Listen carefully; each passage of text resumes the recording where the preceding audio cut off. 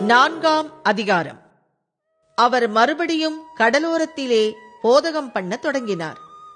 திரளான ஜனங்கள் அவரிடத்தில் கூடி வந்தபடியால் அவர் கடலிலே நின்ற ஒரு படகில் ஏறி உட்கார்ந்தார். ஜனங்கள் எல்லாரும் கடற்கரையில் நின்றார்கள். அவர் அநேக விசேஷங்களை உவமைகளாக அவர்களுக்கு போதித்தார். போதிக்கிற பொழுது அவர்களுக்கு சொன்னது, கேளுங்கள். விதைக்கிறவன் ஒருவன் விதைக்க புறப்பட்டான். அவன் விதைக்கையில் சில விதை வழியருகே விழுந்தது.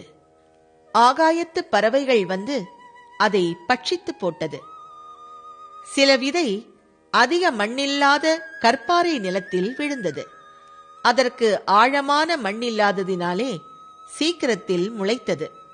வெயில் ஏறின போதே தேய்ந்து போய் வேரில்லாமையால் உலர்ந்து போயிற்று. சில விதை முள்ளுள்ள இடங்களில் விழுந்தது. முள் வளர்ந்து அது பலன் கொடாதபடி அதை நெருக்கி போட்டது. சில விதை நல்ல நிலத்தில் விழுந்து ஓங்கி வளருகிற பயிராகி ஒன்று 30, ஒன்று 60, ஒன்று 100 பலன் தந்தது. கேட்கிறதற்கு காதுள்ளவன் கேட்க கடவன் என்று அவர்களுக்கு சொன்னார். அவர் தனித்திருக்கிற போது 12 கூட அவரை சூழ்ந்திருந்தவர்கள் இந்த உவமையை குறித்து அவரிடத்தில் கேட்டார்கள்.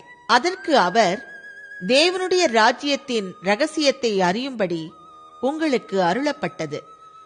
புறம்பே இருக்கிறவர்களுக்கோ இவைகள் எல்லாம் உவமைகளாக சொல்லப்படுகிறது.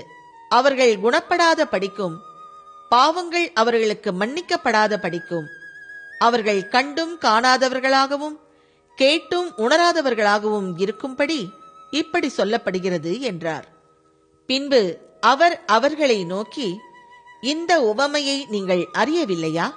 அறியாவிட்டால் மற்ற உவமைகளை எல்லாம் எப்படி அறிவீர்கள்? விதைக்கிறவன் வசனத்தை விதைக்கிறான்.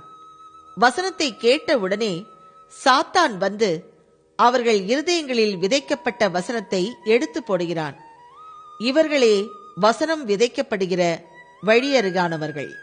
அப்படியே வசனத்தை கேட்டவுடனே அதை சந்தோஷத்தோடு ஏற்றுக்கொண்டும் தங்களுக்குள்ளே வேர்கொள்ளாதபடியால் கொஞ்ச கால மாத்திரம் நிலைத்திருக்கிறார்கள்.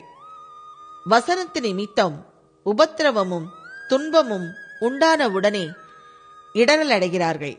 இவர்களே கற்பாறை நிலத்தில் விதைக்கப்பட்டவர்கள்.